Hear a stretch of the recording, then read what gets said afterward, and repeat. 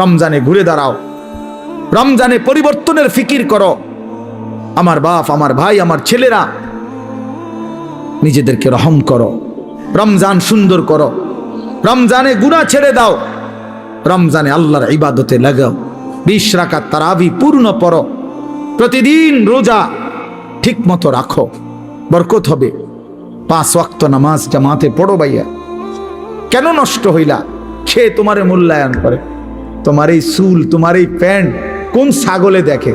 তুমি কও, এই সমাজের কোনো ভদ্রলোক, এই সমাজের মান্য গণ্য কোনো মানুষ, দিল দরদি, দিন দরদি কোনো মানুষ তোমার ঘরে দেখে?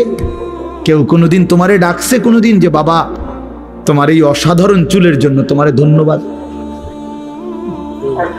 হ্যাঁ, তো তাহলে সে সামান্যতম, আমরা তো মনে করেন একটু অনুভব করি, কথার কথায় অহংকারের জন্য বুঝাইতেছি না, যেন আমি এটা অনুভব করি আমরা যে অনেক মানুষ আমগরে মহব্বত করে, মুসাফা করে, হ্যাঁ, মাহফিলের জন্য বলে, তাহলে বোঝা গেল আমি অনুভব করি যে আমার অনেক মানুষ মহব্বত করে। আমার কথাটা বোঝেন নাই? অনেক মহব্বতের যেই কি পরিমাণ যন্ত্রণা, এগুলো এই নজরুল মোহাম্মদ এগুলো দেখলেই বোঝা যথেষ্ট। গমে আশিকি তেরা শুকরিয়া, এইটার অর্থ এইটা। গমে আশিকি মানে হইল ভালোবাসার বেদনা, ভালোবাসার যন্ত্রণা, মহব্বতের যন্ত্রণা। আল্লাহ তেরা শুকরিয়া মানে বুঝায় যে তোমার রাস্তায় যতবার যত দুঃখ পেয়েছি, তোমারে ভালোবাসতে গিয়ে সবকিছুর জন্য তোমার শুকর যে আল্লাহ তোমার রাস্তায় দুঃখ বেদনা জামিলার মিলছে। তো এই জন্য ভাইয়া তোমার তো এটা অনুভব করা উচিত, তোমার তো এটা ভাবা উচিত যে আমি যে প্রতিনিয়ত চুল পাল্টাইলাম, ডিজাইন পাল্টাইলাম, ফ্যাশন পাল্টাইছি, তো মানুষে আমারে কিতা কয়? আমি তো অনেক সময় বলি যে তোমাদের সমবয়সী ছেলেরা যখন তোমারে বলে দোস্ত তোরে সেরকম লাগে, তো তুই জিগাও না কা কি রকম? আমিও তো মানছি তোরে সেরকম লাগে, কিন্তু সেটা কেডা? মান হুয়া সে, সে কে? যার মতো তোমারে লাগে নিশ্চিত খবর নিলে দেখবা ফুট্টাখোরের মতো লাগে, গাঞ্জাখোরের মতো লাগে, নেশাখোরের মতো লাগে, জুয়ারির মতো লাগে, হ্যাঁ, লম্পট চরিত্রহীনের মতো লাগে বেটা, ইমানদারের মতো লাগে না, জুনায়েদ বাগদাদির মতো লাগে না, বাইজিদ বোস্তামির মতো লাগে না, কোন আল্লাহওয়ালার মতো লাগে না বেটা, কোন হারামখোরের মতো মনে হয়, কোন বাবাখোর ডাইলখোর ছাড়া, নেশাখোর ইয়াবাখোর ছাড়া অন্যদের মতো লাগে না বেটা। নামাজি এমন হয় না, চরিত্রবান এমন হয় না, ভালো মানুষ এমন হয় না। এজন্য ঘুরে দাঁড়াও। শাহরু রমাদান আল্লাযী উনজিলা ফীহিল কুরআন হুদাল লিন-নাসি ওয়া বাইয়িনাতিম মিনাল হুদা ওয়াল ফুরকান।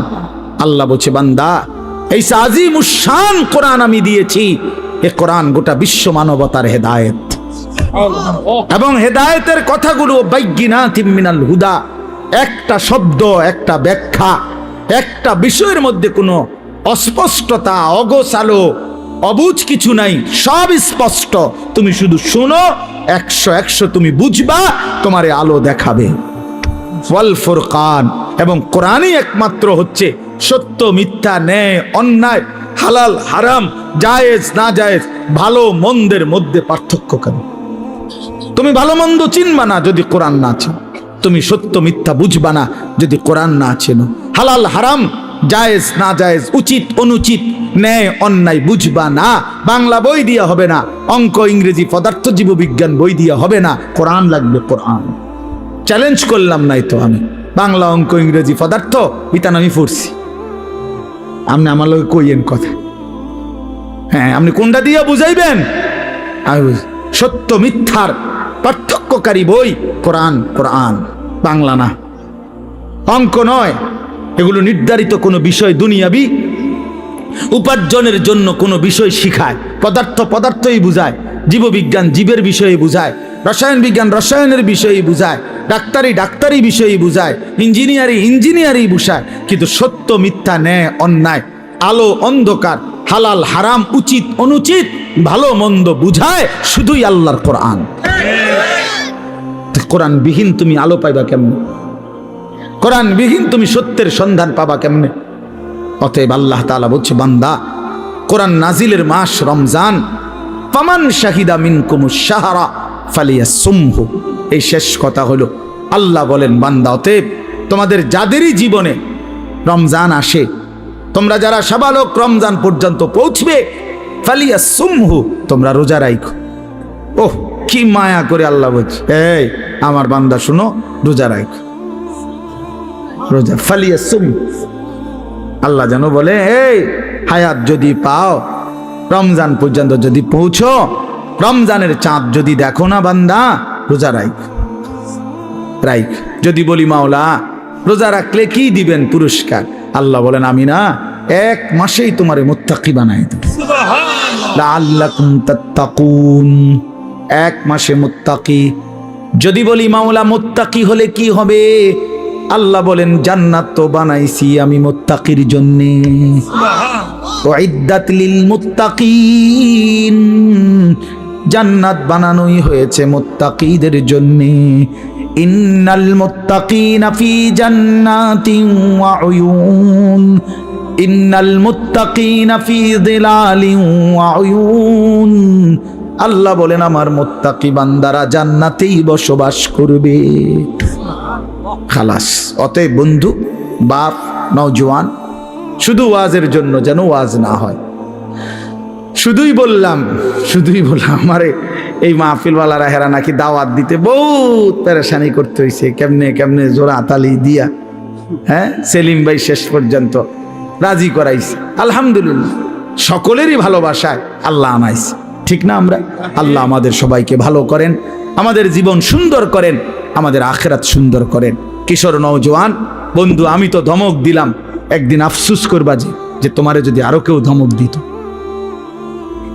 বলো নাই ভাইয়া, বোঝো নাই, আজ তো আমি ধমক দিছি, মনে করো আমি তোমারে ফিরাইতে চেষ্টা করছি, কিন্তু যে তোমারে ধমক দেয় না, ছেড়ে দিছে, সে তো তোমারে অন্ধকারে ছেড়ে দিছে তো তোমারে নাফরমানে। আমি তো ফিরাইতে চাচ্ছি, আমি তো ধমক দিয়ে আগাইতে চাইতেছি।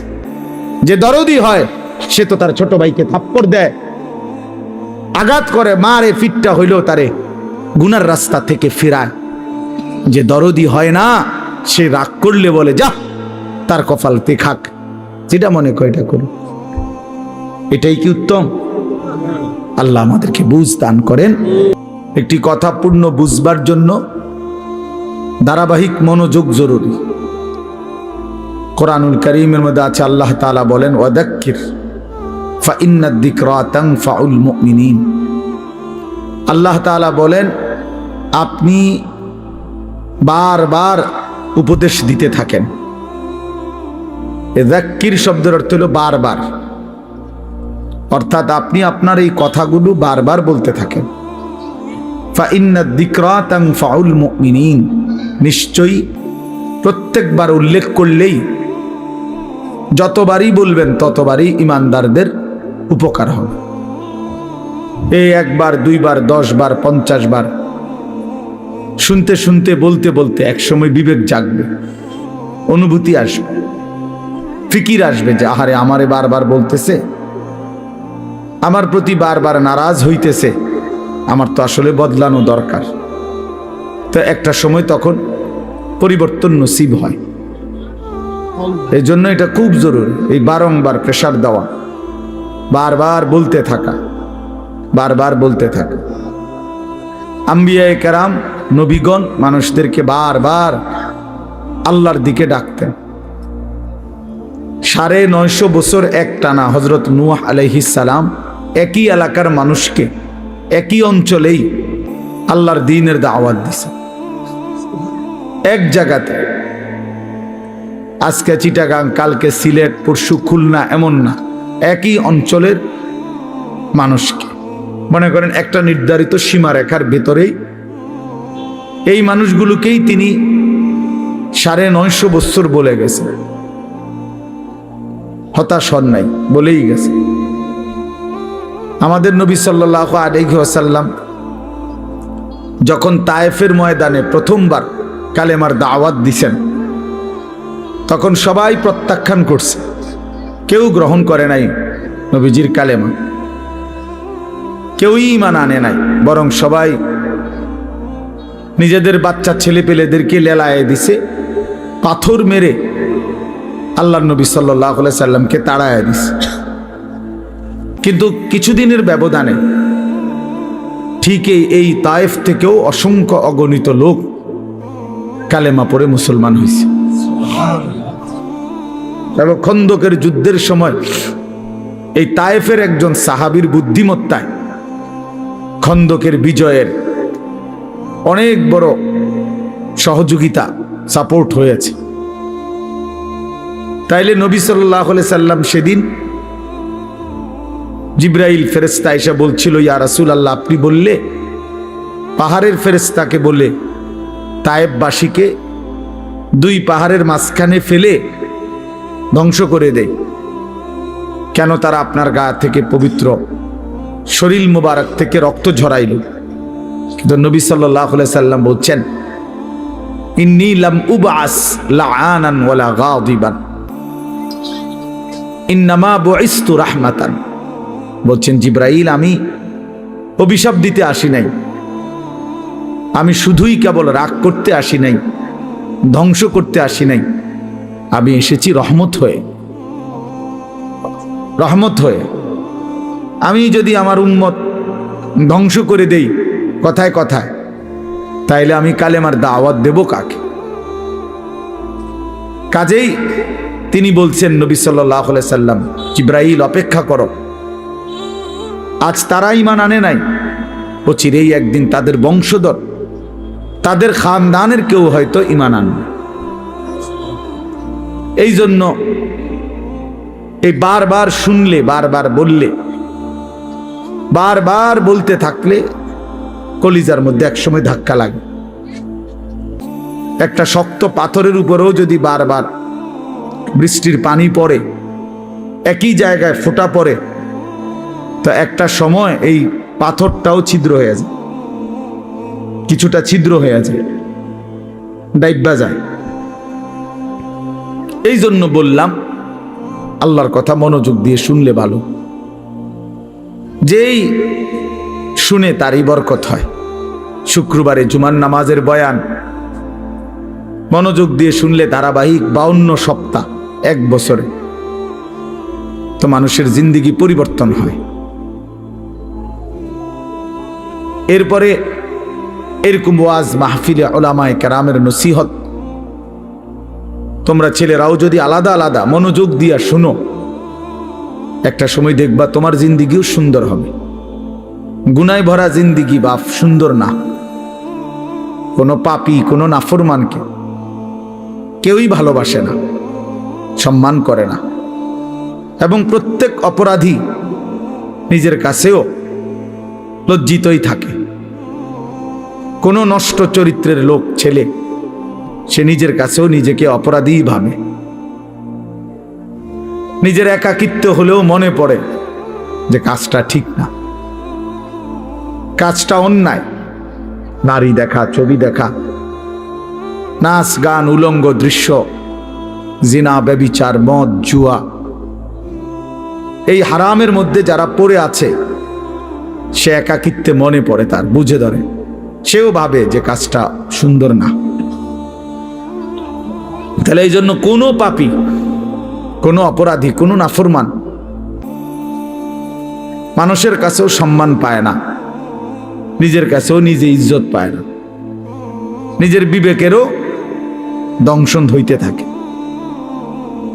এই জন্য আমি বললাম, গুনাহ, নাফরমানি ইজ্জত দেয় না, সম্মান দেয় না, প্রিয় বানায় না, বরং কিতাবের মধ্যে আছে বুগদাতুন ফি কুলুবিল খালক, প্রত্যেক গুনাহ মানুষের অন্তরে ঘৃণা তৈরি করে।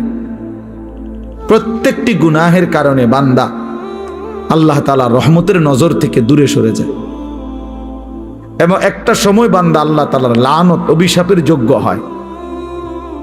ফলে তখন আল্লাহ যখন কারো উপরে লানত বর্ষণ করে, তো গোটা সৃষ্টি তাকে ঘৃণা করে।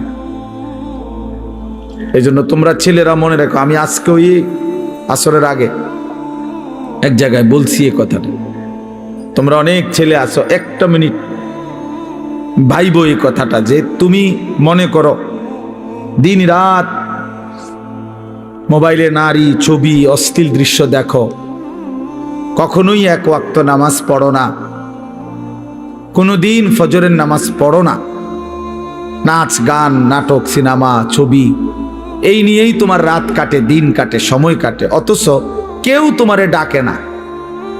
তোমার মা, তোমার বাবা, তোমার গ্রামের কেউ, কারো তোমারে নিয়ে কোনো মাথা ব্যথা নাই যে ছেলেটা যে আমাদের চোখের সামনে নষ্ট হয়ে যাচ্ছে, চরিত্রহীন হয়ে যাচ্ছে, ফেরাইবার জন্য কারো চেষ্টা নাই, কারো মানসিকতায় নাই। কারণটা কি? তোমার দিকে কারো নজর নাই কেন? তোমার মা বাবা কারোই কোনো ফিকির নাই কেন? এর মূল কারণ হইল এইটাই, মনে রাখো, যে বুঝো বুঝলা, মনে রাখবা যে মূল কারণ হলো গুনাহ যখন মাত্রাতিরিক্ত হয়ে যায় তখন আল্লাহর লানত বর্ষিত হয়। আর তোমার উপরে আল্লাহর লানত পড়ছে দেখা, খোদার লানত, খোদার গজব পড়ছে দেখা আর তোমারে কেউ ডাকে না, তোমার দিকে কেউ ফিরেও চায় না, তোমার দিকে আর কেউ ফিরে চায় না। আহা, তোমারে আর কেউ বাঁচাইতে ফিরাইতে চেষ্টা করে না। এইটা হলো লানত, অভিশাপের বহিঃপ্রকাশ। নুওয়াল্লিহি মা তাওয়াল্লা ওয়া নুসলিহি জাহান্নাম ওয়া সাআত মাসীরা। আল্লাহ বলছে, আমার রাসূলের বিরুদ্ধাচরণ যে করে, আমার ইমানদার মুমিন বান্দা যে পথে চলে, তার উল্টো পথে যে চলে, তো আমিও তাকে সেই উল্টো পথেই চালাইতে থাকি এবং এই উল্টো পথেই একদিন তাকে আমি জাহান্নামে ফেলে দেব। কোরআন শরীফে মানে আর কোনোদিন ভাও করবে না ওই এই নারী ছবি মদ জুয়া চুরি ডাকাতি জিনা ব্যভিচার সুদ ঘুষ সিটারি বাটপারি, এই শেষ, এই জিন্দিগি এভাবেই একদিন মৃত্যু হয়ে যাবে আর ফেরেশতা একটা লাথি দিয়া জাহান্নামে ফেলে দেবে। যা, ফেরেশতা বলবে যা না ফরমান, এই জিন্দিগি আর ফিরবে না, ফিরার তৌফিক হবে না। এটা অভিশপ্ত জীবন, মালউন, অভিশপ্ত হইবে যারে কেউ ফিরায় না। আমি আজকেও বললাম, আমার মায়ের বয়স 75 বছর হইব, আমার আম্মার বয়স, আমার বয়স 44 বছর, আমার ওয়াজের বয়স আজকে প্রায় 21 বছর 22 বছর, আমার 4টা সন্তান আছে। তা আমার মা এখনো আমারে জিঙ্গায় ফুত নামাজ উঠছুন, কসম আল্লাহ, এখনো জিজ্ঞাসা করে মা ফুত নামাজ উঠছুন, এখনো মা জিগায় ফুত চাইও মানুষেরে মাহফিলে যাইয়া টাকা পয়সা লইয়া কারোর লগে ঝামেলা করো না, এই বয়সেও বলেন। হ্যাঁ, মা তার সন্তানকে এখনো নজর রাখছে। মা বৃদ্ধ হয়ে গেছে, আমারও বয়স কম হয় নাই, আমিও তো সন্তানের বাপ, তো তোমারে কেউ ডাকে না কা? তোমার প্রতিদিন ফজরের নামাজ ছুটে যাচ্ছে, তোমার মাও ডাকে না, বাবাও ডাকে না, কারণ তোমার উপরে খোদার লানত পড়ছে। তোমার 1 মিনিট তোমার কল্পনার মধ্যে নারী ছাড়া, ছবি ছাড়া, মোবাইল ছাড়া তোমার সময় কাটে না। কেউ তোমারে ফিরায় না যে বাপ কিরে তুই এটা কি করতেছ, এটা তো ভালো না, এটা তো তোমার জন্য সুফল আনবে না। এই কথাটুকুও তোমার ঘরে বলে না যাদেরকে, কেন বলে না কেউ? তোমার উপরে খোদার লানত, তোমার উপরে আল্লাহর লানত, তুমি অভিশপ্ত। এই জন্য তোমারে আর কেউ ফিরায় না। নাহলে খামখেয়ালি মানুষ কতক্ষণ করে, দুষ্টমি মানুষ কতক্ষণ করে, হাসি ঠাট্টা মজাক আড্ডা কতক্ষণ করে মানুষ? কখনোই কি ফিরবার সময় হয় না? কখনোই কি মনে পড়ে না? এভাবে দিল মরে যায় মানুষের, কোনো দিনই নামাজ পড়বে না, এভাবে মানুষের অন্তর মুসলমানের মরে যায়। আস্তাগফিরুল্লাহ, এ তো বেঈমানের অন্তর। আল্লাহর নবী সাল্লাল্লাহু আলাইহি সাল্লাম এই জন্য বলছেন, মাসালুল্লাযী ইয়াযকুরু রাব্বাহু ওয়াল্লাযী লা ইয়াযকুরু রাব্বাহু মাসালুল হাইয়্যি ওয়াল মাইয়্যিত। নবীজি বলেন, যে আল্লাহ পাকের স্মরণ করে, জিকির করে, বন্দিগি করে, আর যে করে না, তো আল্লাহর নবী সাল্লাল্লাহু আলাইহি ওয়াসাল্লাম বলেন উভয়ের উদাহরণ হলো মাসালুল হাইয়্যি ওয়াল মাইয়্যিত, জীবিত এবং মৃত ব্যক্তির মতো। একজন জীবিত, আরেকজন মৃত। আল্লাহর গোলামি স্মরণ যার মধ্যে আছে, নবীজি বলছে সে জীবিত। আর আল্লাহর বন্দিগি যার মধ্যে নাই, আল্লাহর স্মরণ নাই, সে মৃত। সে মৃত। আল্লাহর নবী সাল্লাল্লাহু আলাইহি সাল্লাম বলেন, ইন্নাল্লাযী লাইসা ফি জাওফিহি শাইউম মিনাল কুরআন কাল বাইতিল খারিব। নিশ্চয়ই যার অন্তরের মধ্যে কিছু পরিমাণ কোরআনের জ্ঞান, কোরআন নাই, 10টা সূরাও পারে না, 5টা সূরাও পারে না, আল্লাহর কোরআনের কোনো ফিকিরে তার দিলের মধ্যে নাই, আল্লাহর নবী বলছেন ওই অন্তর হলো কাল বাইতিল খারিব, আলগা বাড়ি, সারা বাড়ির মতো।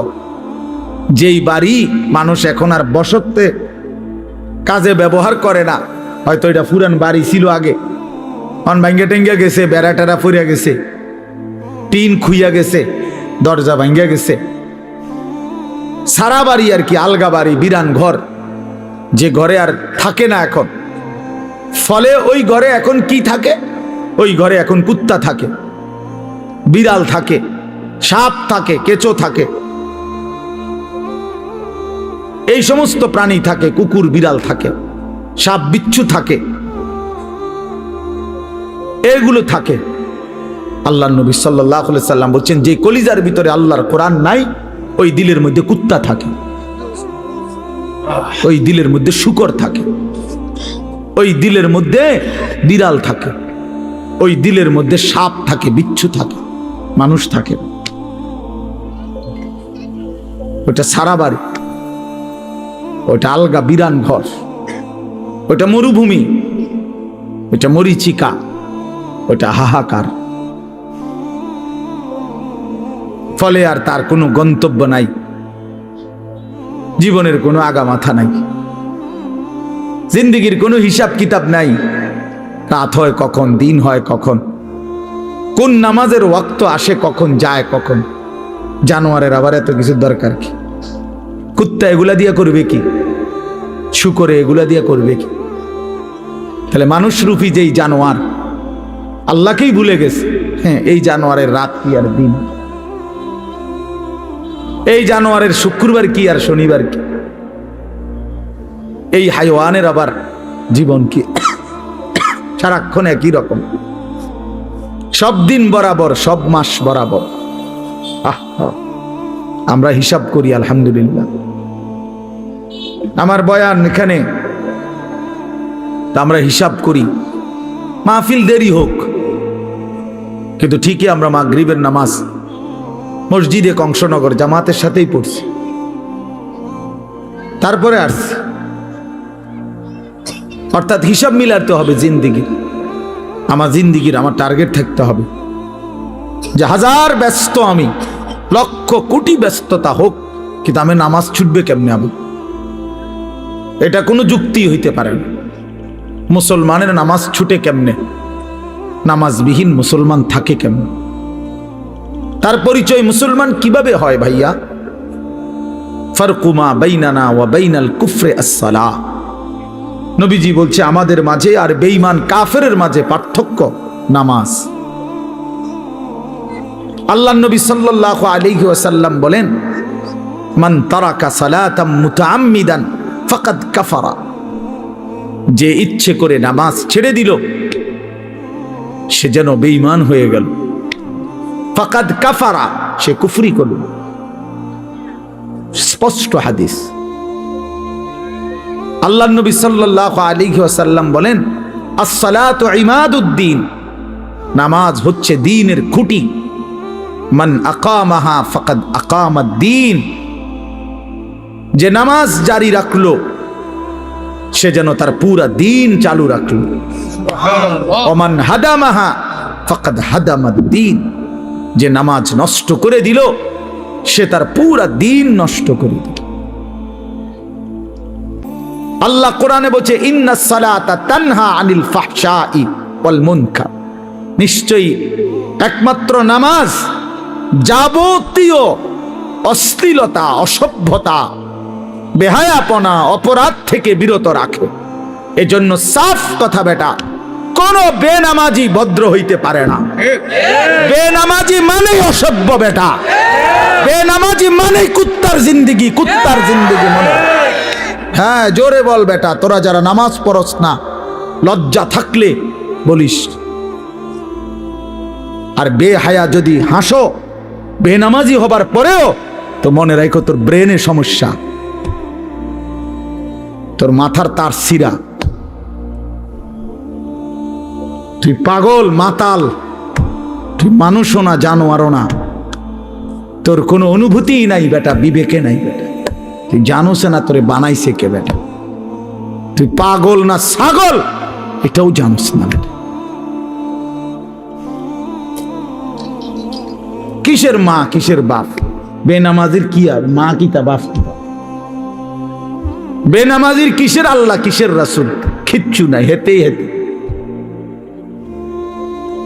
তার আবার মা কিভাবে হবে? সে তার মা তো মুসলমান, তার বাবা তো মুসলমান, সে তো তার বাবাকে চিনে না, সে তো তার মায়ের ইজ্জত বোঝে না।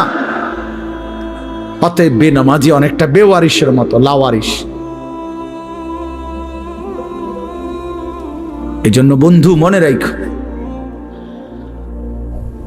নিজের হিসাব মিলানো, নিজেকে বুঝা, নিজেকে চিনা অনেক বড় সম্পদ, অনেক বড় নিয়ামত।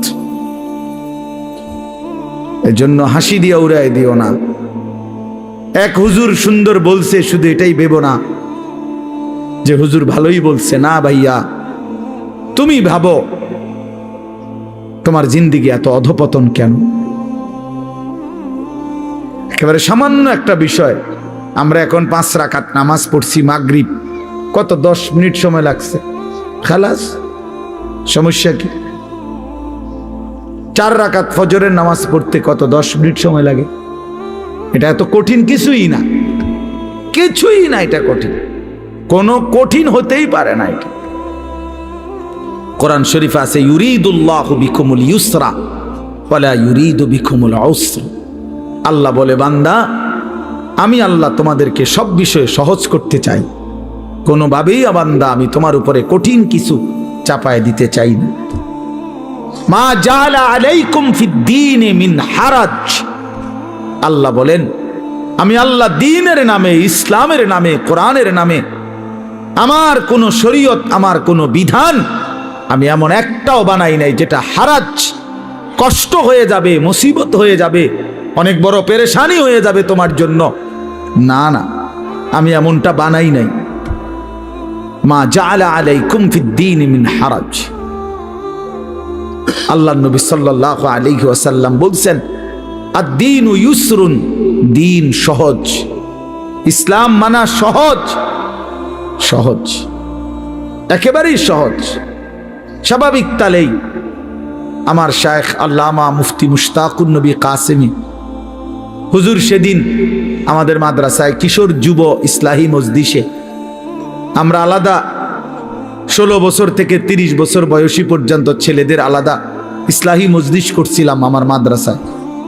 8ই ফেব্রুয়ারি প্রায় 600-র মতো ছেলে উপস্থিত হয়েছিল, শুধু ছেলে, সব নওজোয়ান। হুজুর সেখানে বলছিলেন এই ব্যাপারে বিস্তারিত, যে আমাদের জীবনের 2টা অংশ, একটা হলো দুনিয়া, আরেকটা হলো আখিরাত। দুনিয়ার জন্য আমাকে করতে হবে কর্ম, আখিরাতের জন্য আমাকে পালন করতে হবে ধর্ম। এই আমার জিন্দেগি। দুনিয়ার জন্য আমি কর্ম করব, আখিরাতের জন্য আমি ধর্ম পালন করব। কর্ম এবং ধর্ম, এই আমার জিন্দেগি। কিন্তু হুজুর বলছেন, দুনিয়া স্বল্প সময়ের, আখিরাত অনন্তকালের। কিন্তু আল্লাহ পাক দয়া করে অনন্তকালের আখিরাতের জন্য ধর্মের বিধান দিয়েছেন সামান্য, সামান্য সময়ের দুনিয়ার জন্য কর্মের সুযোগ দিছেন অনেক বেশি, অনেক বেশি। ফজরের 4 রাকাত নামাজ 10 মিনিট, আবার 1:30 জোহরের নামাজ আবার 20 মিনিট, তাইলে ওইখান দিয়া 20 মিনিট, এখান দিয়া 30 মিনিট, 10 মিনিট, এই আধা ঘন্টা।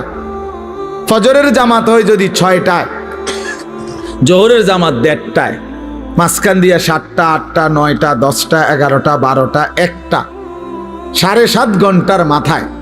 তাহলে 7.5 ঘন্টা বা 7 ঘন্টাই ধরো, ঠিক আছে, 7 ঘন্টা আল্লাহ বলছে বান্দা সামান্য দুনিয়া, কিন্তু যাও সময় বেশি দিছি, যাও তবুও করো, সমস্যা নাই, 7 ঘন্টা করো।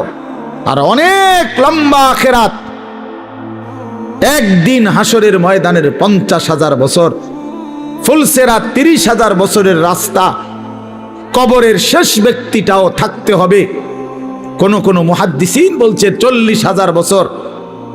এই লম্বা সফর অনন্তকালের আখিরাতের জন্য এই 7 ঘন্টার ব্যবধানে, 8 ঘন্টার ব্যবধানে সময় নিলাম মাত্র 30 মিনিট, 7.5 ঘন্টা তোমার এই দুনিয়ার জন্য দিয়ে দিলাম। তবুও যদি বলো বান্দা আমি জুলুম করছি, তার ইনসাফ কিভাবে? তবুও যদি বলো বান্দা আমি পারবো না, গাদ্দার, তোমার মতন নাফরমান আর কে হইতে পারে? তোমার সামান্য দুনিয়া, অথচ সময় দিছি বেশি। 1:30 জোহরের নামাজ শেষ, 1:50 ভিতরেই নামাজ শেষ, আবার 4:30, 4:45টায় আইসো 4 রাকাত আসরের ফরজ পড়বার জন্য। মাঝখান দিয়ে আবারও আমি আল্লাহ তাআলা লম্বা 3 ঘন্টার মতো সময় আবারও দিলাম, যাও আবার মেহনত করো, আবার পরিশ্রম করো, আবার কামাই করো, আবার কামাই করো। 8টা বাজে এশার নামাজ পড়ছো, 6টা বাজে ফজরের নামাজ। এশার নামাজ আর ফজরের নামাজের মাঝখানে 9টা, 10টা, 11টা, 12টা, 1টা, 2টা, 3টা, 4টা, 5টা, 6টা, প্রায় 10 ঘন্টা আমি আল্লাহ বিরতি দিয়ে রাখলাম। যাও ঘুমাও, তোমার আরো যদি কোনো কাজ থাকে করো, সংসার করো, স্ত্রীর সাথে সময় দাও, নিজের ঘর সামলাও, নিজের আরো কোনো কাজ থাকলে করো বান্দা। আবার 10 ঘন্টার ব্যবধানে 4 রাকাত নামাজ পড়তে আইসো। আমি আল্লাহ জুলুম করলাম কই? আমি আল্লাহ তাআলা বেইনসাফি করলাম কোথায় বান্দা? কিন্তু তুমি জালেম, কত বড় নিকৃষ্ট, কত বড় অসভ্য, নির্লজ্জ, বেহায়া, যে তুমি 8 ঘন্টা পরেও, 8 ঘন্টা যেই মালিক হায়াত দিছেন তার জন্য 4 রাকাত নামাজ পড়তেও তুমি রাজি না, 10টা মিনিট দিতেও রাজি না। এর চাইতে বড় জালেম আর কে হইতে পারে? এর চাইতে বড় নাফরমান আর কে হইতে পারে? এই জন্য বাপ, আমি সমস্ত ছেলে তোমাদেরকে অনুরোধ করলাম, দয়া করে বাবা, ভাইবো, তোমরা তোমাদের জিন্দেগি নিয়ে ভাবো। কেউ তোমারে নিয়ে না ভাবলেও, কেউ খেয়াল না করলেও, তুমি মনে রেখো তুমি তো তোমারে আলাদা করতে পারতা না। তোমার শরীর, তোমার দেহ, তোমার অঙ্গ, তোমার হাত পাও, তোমার ভেতর বাহির, এগুলো তো আর তুমি আলাদা করতে পারবা না। কাজে এই দেহ, এই অঙ্গ একদিন হাসরের ময়দানে আল্লাহর সামনে সাক্ষ্য দিবে, সাক্ষ্য দিবে। এজন্য যদি গুনাই করতে হয় নিজের চোখকে আড়াল করে গুনাহ করো, যদি গুনাই করতে হয় নিজের হাতকে আড়াল করে গুনাহ করো, যদি গুনাই করতে হয় নিজের দেহকে আড়াল করে গুনাহ করো। কিভাবে সম্ভব? সম্ভব? আমার চোখে আমি না দেখলে, আমার হাত আমি স্পর্শ না করলে গুনাহ হবে কেমনে? এজন্য কোরআনুল কারীম আল্লাহ বলছেন, ওয়াশাহিদা আলাইহিম সামউহুম ওয়া আবসারুহুম ওয়া জুলুদুহুম বিমা কানু ইয়ামালুন। বান্দা, তোমাদের কান, তোমাদের চোখ, তোমাদের সমস্ত দেহ, অঙ্গ প্রত্যঙ্গের চামড়া আমি আল্লাহর কাছে সেদিন হাসরের ময়দানে তোমাদের যাবতীয় কর্মকাণ্ড সম্পর্কে সাক্ষ্য দিব। আমাকে শোনাবে, আমাকে বলবে বান্দা তুমি আড়াল করতে পারবা না। নিজের হাতকে আড়াল করবেন কেমনে? নিজের চোখকে আড়াল করবেন কেমনে? নিজেকে আড়াল করার সুযোগ তো নাই ভাই। প্রিয় সন্তান, প্রিয় ছেলেরা, কেন নষ্ট হচ্ছ? কেন চরিত্রহীন হইলা বাবা? বলো বাপ। ওই দেখেন, ও এখনো হাসাহাসি করে। আর মানে এখন একজনের গায়ে আরেকজন হেলান দিয়া বসে, একজন আরেকজনের আঞ্জা দিয়া ধরে, একজন আরেকজনকে লাথি মারে, আরেকজন আরেকজনের চুল ধরে টান, মানে এই হলো পোলাপানের কি করে, মানে কেন? এখানে না, শুধু চলতে ফিরতে হাঁটতে ঘুরতে একটা আরেকটারে লাথি দেয়, একটা আরেকটারে টাইনা ধরে, একটা চুল ধরে, একটা বেটকায়, একটা আঞ্জা দিয়া ধরে, কি করে? পাগল মাতা। আহা,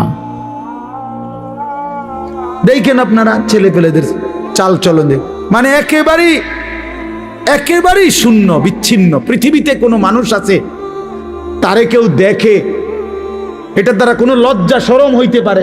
কিচ্ছু বোঝে না, কিছুই বোঝে না, কিচ্ছু বোঝে না। কি মুরব্বী আছে না, মানুষে দেখে না, আলেম ওলামা দেখে না, হেতে হেতের এত বিকৃত। আহা, আল্লাহর নবী সাল্লাল্লাহু আলাইহি ওয়াসাল্লামের জন্য হাদিস আছে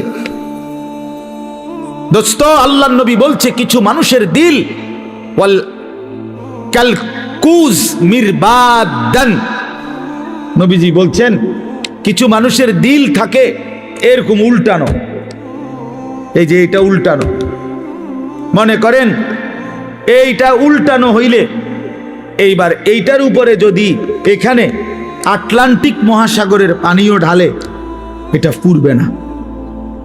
পুড়বে এটা? কেন পুড়বে না? উল্টা এটা। রাসূলুল্লাহ সাল্লাল্লাহু আলাইহি ওয়াসাল্লাম বলছেন, কিছু নাফরমানের কলিজা উল্টানো থাকে, দিল উল্টানো থাকে। লা ইয়ারিফু মারুফান ওয়ালা ইউনকিরু মুনকারান, তখন আর সে কোনো ভালোও বুঝে না, কোনো মন্দও বুঝে না, কিছুই বোঝে না, কিছুই বোঝে না। উলাইকা কাল আনআম, আল্লাহ তাআলা বলে এই মানুষগুলোই হচ্ছে জানোয়ার, এরাই জানোয়ার, যাদের কাছে আলো অন্ধকারের কোনো পার্থক্য নাই, যাদের কাছে রাত দিনের কোনো পার্থক্য নাই, যাদের কাছে হালাল হারামের কোনো পার্থক্য নাই, যাদের কাছে পাক নাফাকের কোনো পার্থক্য নাই, যাদের কাছে জায়েজ না জায়েজের কোনো পার্থক্য নাই, হালাল টাকাও খায়, সুদের টাকাও খায়, আপন মাকেও দেখে, রাস্তার নারীকেও দেখে, আপন বোনকেও দেখে, পরের বোনকেও দেখে, যার কাছে কোনো হালাল হারাম বলতে কিছুই নাই, শরীর নাফাক পেশাব পায়খানা করে পবিত্রতা অর্জনের কোনো দ্বার ধারে না। তো আল্লাহর নবী সাল্লাল্লাহু আলাইহি সাল্লাম বলেন, মূল কারণ এমন কেন? এই নাফরমানের কলজা উল্টানো, এই নাফরমানের দিল উল্টায় দিছে আল্লাহ। ইন্না কুলুবাল ইবাদ বাইনা ইসবাআইন মিন আসাবি'ir রহমান ইউকাল্লিবুহু কাইফা ইয়াশা। হাদিসের মধ্যে আছে, আল্লাহর নবী সাল্লাল্লাহু আলাইহি সাল্লাম বলেন, নিশ্চয়ই মানুষের দিল আল্লাহ পাকের কুদরতি এই দুই আঙ্গুলের মাঝে, আল্লাহর কুদরতি দুই আঙ্গুলের মাঝে তিনি যেভাবে ইচ্ছে এই দিল উলট পালট করতে পারেন। এই জন্য আমাদের নবী সাল্লাল্লাহু আলাইহি সাল্লাম ভাইয়া, নবীজি 5 ওয়াক্ত নামাজের পরে একটা দোয়া করতেন, অনেকগুলো দোয়ার মধ্যে এটাও একটা দোয়া নবীজি নিয়মিত করতেন, ইয়া মুকাল্লিবাল কুলুব সাব্বিত কলবি আলা দীন। হে অন্তর সমূহের উলট পালটকারী, আপনি আমার দিলটা আপনার দ্বীনের উপরে মজবুত রাখেন। সুখে থাকি দুঃখে থাকি আপনাকে যেন না ভুলি, রাতে থাকি দিনে থাকি আপনাকে যেন না ভুলি, একাকী থাকি প্রকাশ্যে থাকি আপনাকে যেন না ভুলি, সব প্রত্যাশা মতো পাই কিংবা না পাই মাওলা আপনারে যেন না ভুলি, আপনারে যেন না ভুলি, আপনারে যেন না ভুলি। আপনাকেই যদি হারিয়ে ফেলি তো মোমেনের আর থাকলো কি? আপনারই যদি পেয়ে যাই মোমেনের আর হারালো কি? হারালো কি? जो तू मेरा तो सब मेरा, যখন আল্লাহ আমার সবই আমার, अगर एक तू नहीं मेरा तो कोई शाई नहीं मेरी, যখন আল্লাহ আমার নাই কিছুই আমার নাই। আমরা কিতাবে পড়ছি, বুজুর্গদের মুখে শুনছি, আমার ঢালকানগর হজরত কুতবে আলম আরিফ বিল্লাহ হজরত মাওলানা শাহ আব্দুল মতিন বিন হুসাইন দামাত বারাকাতুহুমুল আলিয়া, আমি হজরতের মুখেও বহু শুনছি।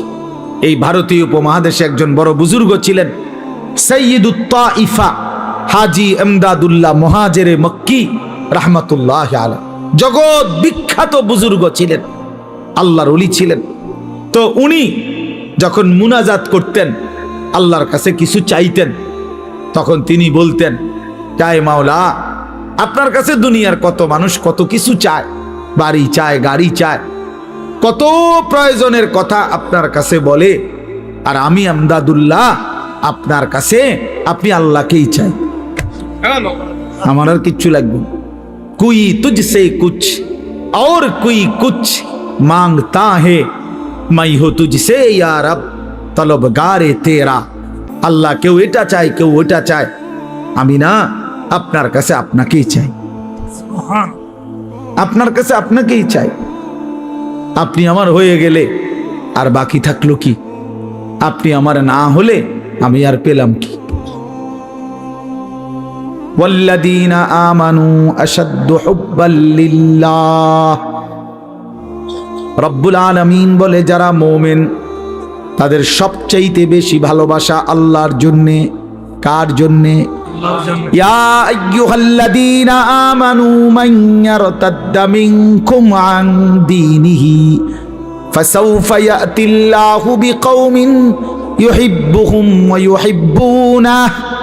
আল্লাহ বলেন, হে ঈমানদার মুমিন, মনে রেখো, গোটা পৃথিবী যদি আমি আল্লাহর বিরোধিতা করে, আমি আল্লাহর দিন থেকে যদি মুরতাদ হয়ে যায়, কোনো সমস্যা নাই, আমি তৎক্ষণাৎ নতুন জাতি, নতুন মানুষ আবার তৈরি করব।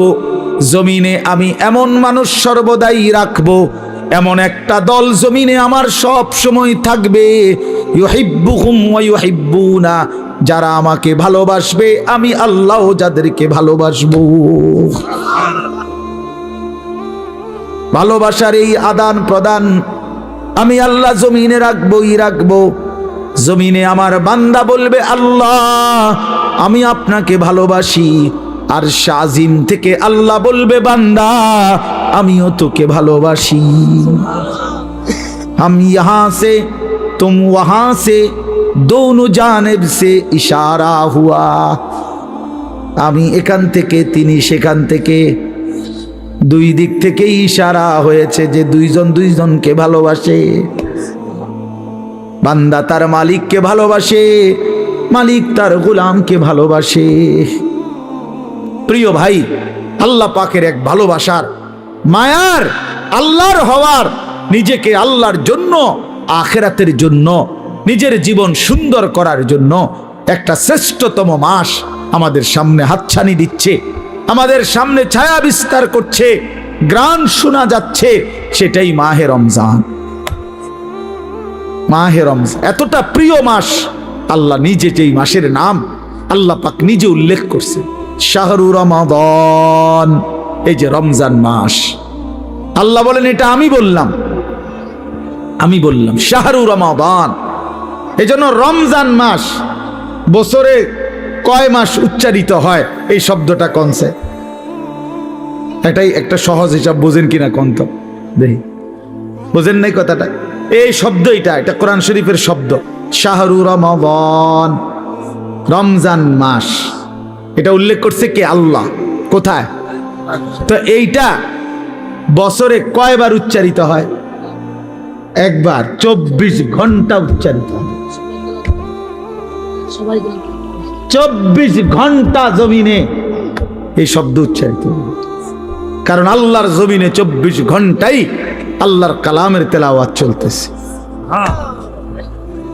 পৃথিবীতে কোনো মুহূর্তেই আল্লাহর কালামের তেলাওয়াত বন্ধ হয় না। তাহলে এই শব্দ তো তেলাওয়াতের অংশ, এই শব্দ তো আয়াতের অংশ। সূরা বাকারা, কোরআনুল কারীমের দ্বিতীয় সূরার 185 নম্বর আয়াত, শাহরু রমাদান, রমজান মাস। কোন মাস? উল্লেখ করেছেন আল্লাহ, মাসের নাম রমজান। 185 নম্বর আয়াত, শাহরু রমাদান, রমজান মাস। উল্লেখ করেছেন আল্লাহ, মাসের নাম রমজান। 185 নম্বর আয়াত, শাহরু রমাদান, রমজান মাস। উল্লেখ করেছেন আল্লাহ, মাসের নাম রমজান। 185 নম্বর আয়াত, শাহরু রমাদান, রমজান মাস। উল্লেখ করেছেন আল্লাহ, যিনি উল্লেখ করলেন তিনি রহমান, নাজিল করলেন কোরআন। গ্রহণ করবে যারা তারা মুসলমান। শাহরু রমাদান আল্লাযী উনজিলা ফীহিল কোরআন। আল্লাহ বলে, বান্দা শুনো, রমজান মাস চিনেছো কিনা বান্দা? সেটা সেই মাস যে মাসে আমি আল্লাহর কোরআন নাজিল করা হয়েছে। আল্লাহ বলেন, যেদিন কোরআন নাজিল হয়েছে সেই বরকতে রমজান দামি হয়েছে। কোরআন নাজিল হয়েছে সেই কারণে লাইলাতুল কদর দামি হয়েছে। প্রত্যেক বছর সবে কদর কোরআন নাজিল হয় না, কিন্তু ওই এক রাতে কোরআন নাজিল হয়েছিল সবে কদর। ফলে অনন্তকালের জন্য ওই রাত যতবারই ফিরে আসে ততবারই দামি হয়। ওই এক বছরই শুধু রমজানে কোরআন নাজিল হয়েছিল। এখন তো আর কোরআন নাজিল হয় না, নবীজি তো নাই, কিন্তু ওই এক মাস কোরআন নাজিল হয়েছে যেই মাসে, সেটা যতবার ফিরে ফিরে আসবে ততবারই দামি হতে থাকবে।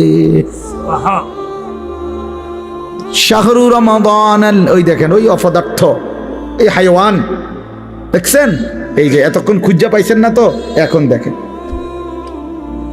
এই হাইওয়ান কাহাকে বলে। এই দেখেন এত নির্লজ্জ কিছু ছেলে আছে, এত অসভ্য, এত শক্ত অসভ্য এগুলো। মানে তার কথা হলো, হুজুর তোমার বাপেও যদি বলে আমি মোবাইল ছাড়তাম না, তোর আব্বা যদি কয় হুজুর তোর বাপ কবরের থেকে আইয়া কইলো আমি শুনি, আমি আমার বাপের কথাই শুনি না, তোর কথা শুনবো কিতাম বেড়া হুজুর, তুই কেডা বেড়া?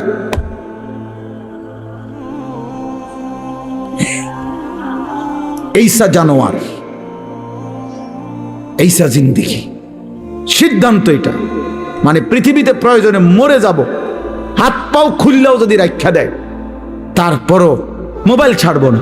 প্রয়োজনে বাপ ছেড়ে দেবো, প্রয়োজনে মা ছেড়ে দেব, প্রয়োজনে ধর্ম ছেড়ে দেব, প্রয়োজনে আল্লাহ ছেড়ে দিলাম, প্রয়োজনে জাহান্নামকেই বুকে নিলাম, কিন্তু মোবাইল আমি ছাড়ব না।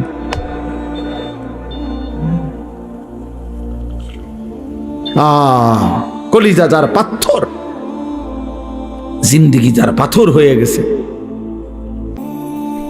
তাদের দ্বারা এটা মানায়। আপনি নাহলে চিন্তা করেন না তার সাহসটা কত। এতগুলো মানুষ আমরা মনোযোগ দিয়ে শুনতেছি, সে এই অবস্থাতে কাইত হইয়া মোবাইলে টিপতেছে। হায় হায় অপদার্থ রে! আমি ছেড়ে দেওয়ার মানুষ না, আমি ছেড়ে দই না মানুষ, এটা আমার সিদ্ধান্ত জিন্দেগি। যেদিন কইতে পারি, যেদিন কইতে পারি, মাগার বলে যাব সত্যভাবে, হিসাব আমার। যদি কোনোদিন আর বলতে না পারি, না পারলাম খালাস। আমি জনপ্রিয়তা দিয়া কি করবো? আমি কি ভোটে খারাইছি না? তো আমি কি আমার ভোটা, আমি ভোটার টোয়াই নেই, আমি জনপ্রিয়তা দিয়া করব কি? বুঝেন নাই আমার কথা? আমি তো ইলেকশনে খারাইছি না, আমার এই মানসিকতাও নাই, তো আর আমার সমস্যা কি? আমার শুধু বলে যাওয়া, আল্লাহর কথা ফেরি করা, ফেরি করা, বলতে থাকা, যেখানে সুযোগ হয়, যেটুকু সুযোগ হয় আল্লাহর কথা বলা বলা। কবি আরশ पर कभी फरश पर, कभी उनके दर कभी दर बदर, गमे आशिकी तेरा शुक्रिया, मैं कहाँ कहाँ से गुजर गया, कभी रास्तों में तन्हा, कभी हो गुरूद सहरा, मैं जुनू का हम सफर हो, मेरा कोई घर नहीं। আল্লাহর পথে যে ডাকে তার কোনো ঘর হয় না। এই উঠা নামা দূর, ওই বললো আমি সকাল 7টা বাজে আসছি সিলেট থেকে, 12টার দিকে উঠতেই আমার বিবিরে বললাম 1 কাপ চা। খালাস, কই যাইতেছে জায়গা, ওর বাইরে গেছে। চলো ভাইয়া, জিন্দেগি চলতে থাকে, বিশ্রাম হবে ইনশাআল্লাহ যেদিন কবরে পৌঁছবে সেদিন, আরাম হবে যেদিন জান্নাতে হবে সেদিন। এজন্য ছেলেরা নষ্ট হলো কেন? কেন নষ্ট হয়ে গেল? তাহলে মাহে রমজান, আল্লাহ আমার কথা শেষ। আল্লাহ বলছে বান্দা এটা আমার মাস, রমাদানু শাহরুল্লাহ। নবীজি বলছে রমজান আল্লাহর মাস, রমজান আল্লাহর মাস, রমজান আল্লাহর মাস। প্রিয় বন্ধু, রমজান সামনে, আল্লাহ কোরআন নাজিল করেছেন, কোন এক রাত্রে নাজিল করছেন, অথচ অনন্তকালের জন্য ওই এক রাত যতবারই ফিরে আসে ততবারই দাম। কোন এক বছরে না রমজানে নাজিল হইছে, বোঝেন নাই কথাটা? প্রত্যেক বছরই কি রমজানে কোরআন নাজিল হয়? কিন্তু ওই কোন এক মাসে নাজিল হইছে, সেই 610 খ্রিস্টাব্দে নবী সাল্লাল্লাহু আলাইহি সাল্লামের বয়স যখন 40 তখন। কিন্তু এরপরে তো 1450 বছর চলে গেছে। 1450 বছর ধরে যতবার রমজান ফিরে ফিরে আসে ততবার কোরআন রমজানকে দামি বানায়। তাহলে কোরআন যদি রমজানকে দামি বানায়, কোরআন যদি শবে কদরকে দামি বানায়, কোরআন যদি হাফেজে কোরআনকে দামি বানায়, কোরআন তোমারও দামি বানাবে, রমজান তোমাকেও দামি বানাবে। তুমি কদর করো, তুমি কদর করো ভাইয়া।